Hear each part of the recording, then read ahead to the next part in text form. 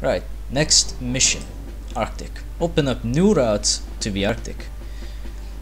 Here we will have some enemies. The United Civilized States. I hate when it zooms in like that.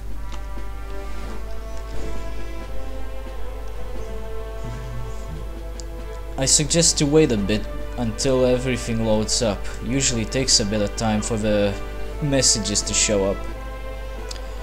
Message from headquarters, top secret, Operation Buran. Robot troops of the United Civilized States are becoming even more dangerous in their drive for expansion. They already control large areas of the Arctic, and that sucks. Marshal Romanov has ordered a general offensive against the UCS. You have been chosen to command the mission. I congratulate you on your promotion. Command number HNW21201. Your first mission is to track down the enemy in this region. Our Arctic reconnaissance group has discovered information concerning an old Russian military base. We believe that there could be valuable computer data in this base, since important research was carried out there during the last Great War. Find the base. Signed, General Shakunik. We start this mission with 5 Pamirs and a Gruz. Now you might notice, what happened to my resource pool? I'll tell you what happened. Nothing happened. If you press Q, you can switch between the main base and the mission base. That's what I was trying to tell you all this time. The main base is your heart of the operation. If you're running low on resources or units or anything, you can send them from the main base to the mission base to reinforce it. So if you're getting fucked out here and you still have at least a landing zone, you can still get everything sorted out.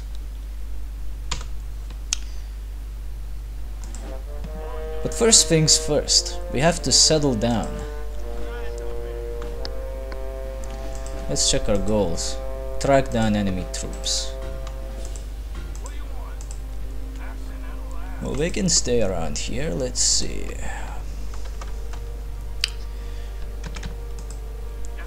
Finally, we can actually queue up some fucking buildings, unlike in the machines wired for war. But you gotta make sure you know where you're building, cause it's kinda tricky. Some places will simply not allow you to build because of how shitty the terrain is, and other places might just don't want to do it because. When you're building though, watch out for these electrical warnings on the build grid. You see, buildings that have this electric warning, they will be available to build, but they won't work until there's something giving them power. So you gotta build some power as well. Shouldn't be a problem though. Alright. We're gonna need some resources. Oh, I love this game, alright. There you go, buddy. It takes a bit of time for buildings to finish building. However, if you accidentally build something, you can still destroy it. Use auto destruction and power it down so it doesn't continue building. That way, any resources that have been used in the construction of the building will be returned to you and the building will be destroyed. Right. Now, first things first. Oh, it doesn't have a shortcut for this. Fuck. In other games, you'll be able to change the production mode from one unit to continuous by pressing C. Here you have to press on the button. Luckily, we can still use the other shortcut. Use P to change the assembly point. The assembly point is basically where your units will go to once they are built. Oh shit, we don't need to do that. Since we got several production facilities, I'm gonna tell some of them to do some things and others to do other things.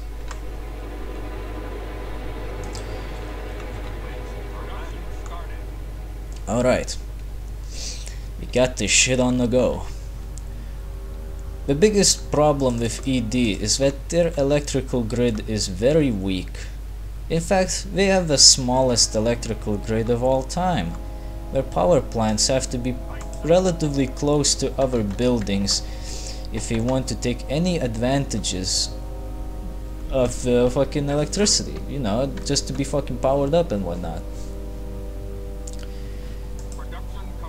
Shit, I accidentally cancelled it out. You can queue up the builds with caps lock. Just hold caps lock like you would shift, and then click where you want to build the building. It's kind of weird that you gotta use caps lock, but I'm really not worried about it. You'll get used to it. Just don't forget to double click the caps lock key to make sure that your caps lock is not running all the fucking time. Will look kinda silly. Now you might be wondering, just why the fuck am I building supply depots? What the fuck is that good for? Well, I'll tell you why it's good for. It's a very essential building in your base. Without it, you would kinda be fucked. I wonder if I can build headquarters. Oh yes, I can. Alright, here's what you wanna know about supply depots. Every unit has ammo. You heard me right, boys. Everybody's got ammo. The Pamirs have ammo, the Tigers have ammo. Everyone that uses non-energy based weapons use ammo. And that can be quite annoying for some people because unlike Command and Conquer 4, that piece of fucking shit,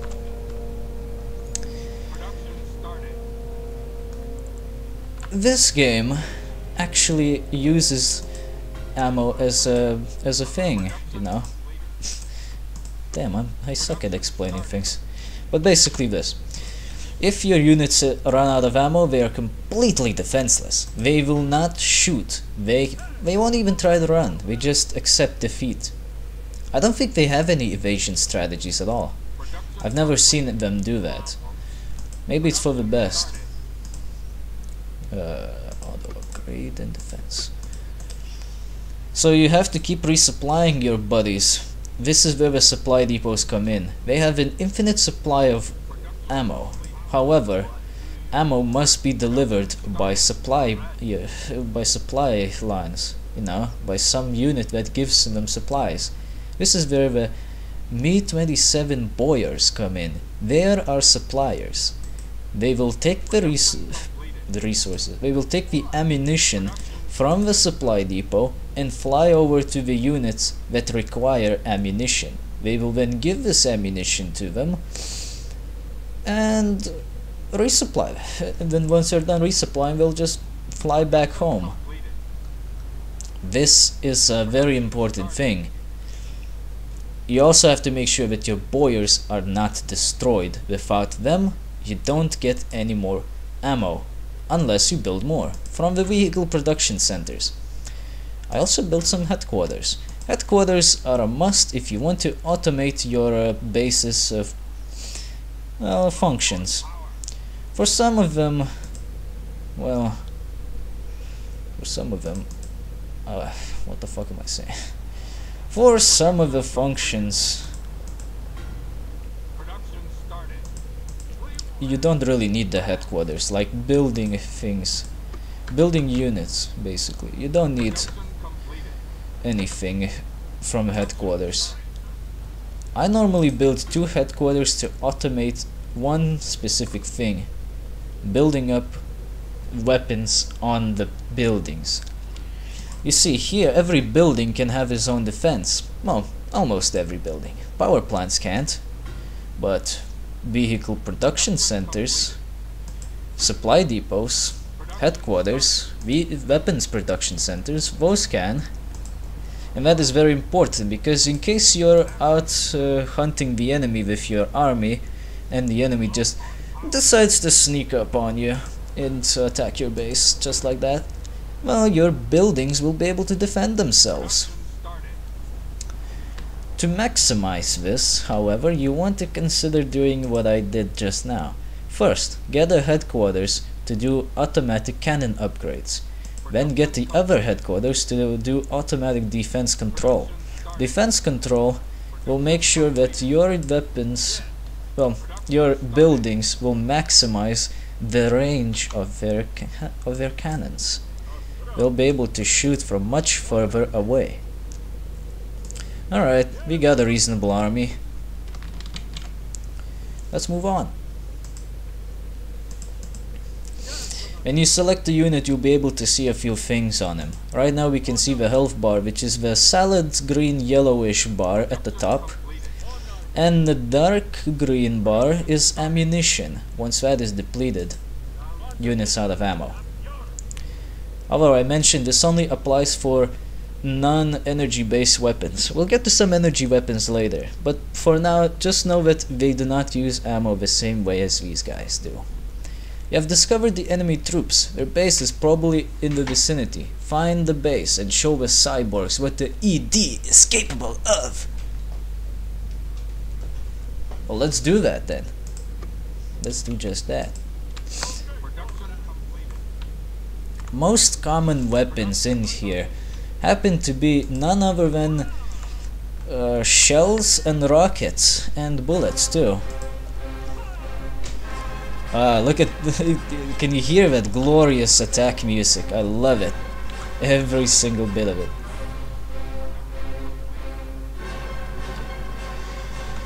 And now we are in combat. It might not seem very exciting, but it is, because, well, the enemy is keeping us at a chokehold. We can only hit one of them at a time. With only one unit. We have to destroy these fortifications if you want to get more of our buddies in.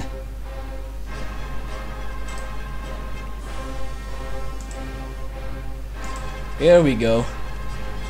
We're busting in.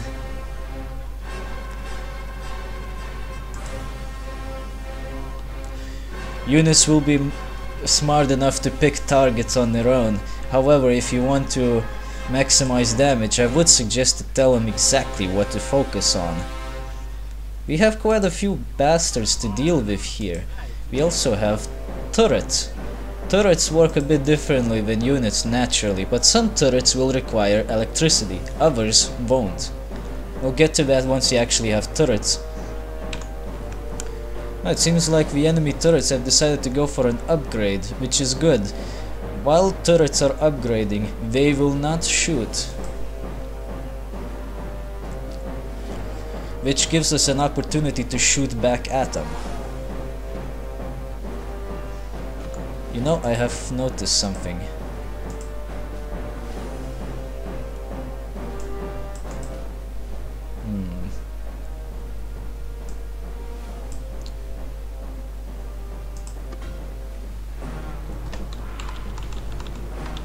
Oh, maybe it's just the sounds being a bit glitchy. I don't know.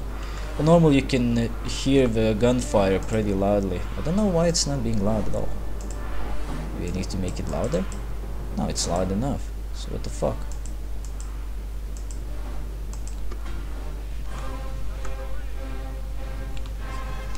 And every time you exit out of the options, it always picks up this new track from the list. I like the music here, it really is nice, but this particular track that's playing right now, yeah, the first time I heard it, my base got attacked, and I got fucking destroyed because I didn't even know how to build units.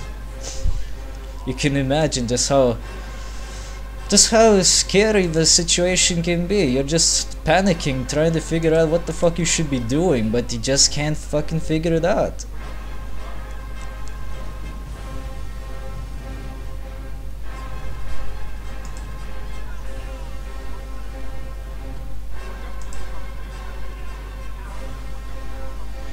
This battle was not very flashy, you can probably tell. but a trained eye of a strategy man will know this was a pretty intense battle. Mostly because we were kept at a chokehold, but we managed to win nonetheless. And it's only because we got the upper hand. We had more units. And we also managed to destroy some of their fortifications to get more units closer. You see, units have to be close enough to actually be able to fire their weapons. If something's blocking their way, they won't shoot. And that's very simple to explain. They don't want to hit their allies. Every life counts for them. We're not gonna have rockets for a while, but here's something you should know about rockets. At the beginning of the game they are quite inaccurate, but you can upgrade that. Just as I foresaw, the base was not difficult to locate. I expect you to destroy it and all enemies therein, and do it quickly. The Marshal wants results. Focus on the enemy ore transporters. We must secure as many resources as possible. Project Exodus must not be neglected.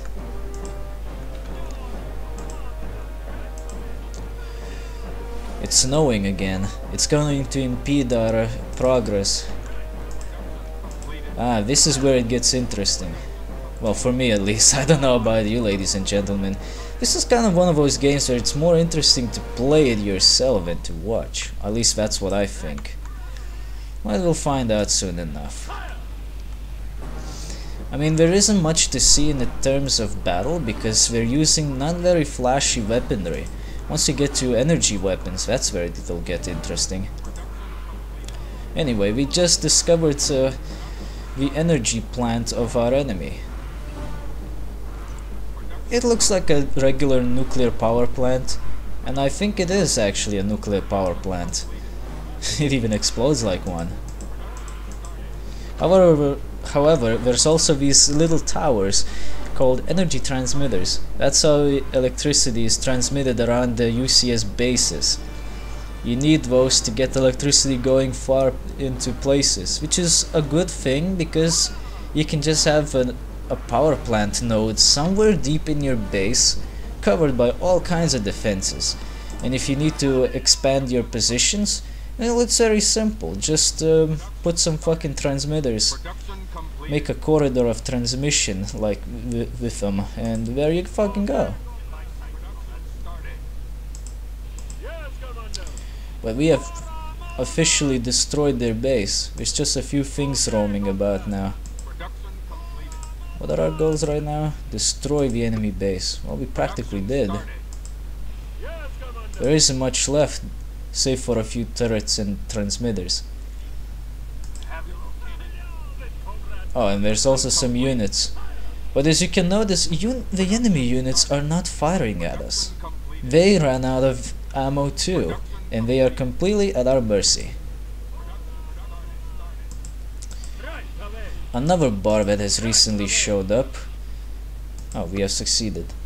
Another bar you might have noticed by now that has recently showed up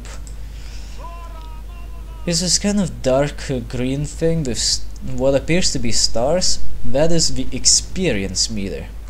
Units that do well in battle will collect experience. The more experienced the unit is, the more powerful it becomes. For the sake of this playthrough, we will not be holding on to the units too much, because we have a lot of resources to spend. Every time you win, you will be presented with the statistics. Well, either win or lose. Either way, you will be presented with statistics. You also get to see just how many of them actually got experience. They can level up to level 8. Which makes them incredibly powerful, but I've never seen that happen because the units just die so damn fast. So it's not really worth the effort of wasting time. Alright, we got more research available to us. Now we can actually upgrade some of our chain guns to be double mounted instead of single mounted. And we can also upgrade their ammo. For now we can only upgrade the bullets. What's the point of upgrading bullets, you might ask? Well, I'll tell you. In fact, I'll explain how ammunition works while research is being done, because this is quite interesting, I think. You see, different units have different weapons, right? Pamirs have cannons, Tigers have chain guns. Some of the Tigers that we've met, the bipedal mechs, they had rocket launchers. They all use their own specific type of ammo. Some ammo types can be upgraded though. In this case, the bullet. Upgrading the bullet will increase the damage output. For some weapons, however, like the rockets, not only it will increase the damage output, but it will also increase homing capabilities. For the rocket launchers, you will have to upgrade the rockets to be able to home in on targets. It'll take a few upgrades to get to that fully homing missile experience. Like the rockets will be perfectly able to home in on the targets once you're done upgrading them properly. But it will take some time and some resources. You can't upgrade to 100% homing capability right away. You have to do some other research first. However, certain weapons do not use conventional ammo. Like the energy weapons, for instance. Each faction has its own specific energy weapon. I don't want to spoil anything right now, because we're bound to have one ourselves real soon. But let's just say that energy weapons do not have ammo. In fact, they have batteries. I guess. Something. They just generate ammo themselves. And that makes them special because while they sometimes are not particularly powerful, they can be weaker than a rocket launcher or a cannon. But what makes them special is that they do not require supplies. Once they run out of ammo, they just simply recharge it. However, recharging takes time, which makes them sometimes less favorable than other units. Like, you want to have a mix of these two actually. You want a mix of energy weapons and normal weapons, because you can use normal weapons when the energy weapons run out, and you can use the energy weapons when the normal weapons run out, you know? It's basically trying to mix everything in together to make the best out of what you got. Anyway, they're almost done with our research, it seems. Well, at least for the chassis. We upgraded the Pamir again, I believe. Yeah, it's fully upgraded now, and it is currently at its best, I believe. Now it's a 120, not 100. Might as well rename it. Whenever you do any updates to your existing units, you can actually just update it by pressing the update button. Yeah. And that's helpful because you don't have to make a new unit with just a slight difference. You can just upgrade your existing unit and save all of that good old space. You don't have to clutter up the entire place. Alright, the Cossack is nearly finished.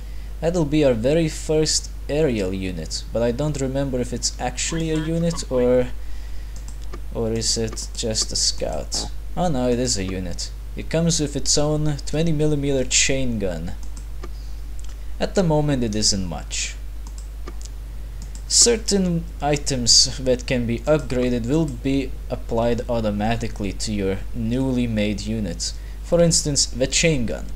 Right now units come with a single mounted chain gun, but once this upgrade is complete, they will come with double mounted chain guns, and you don't have to update them for it.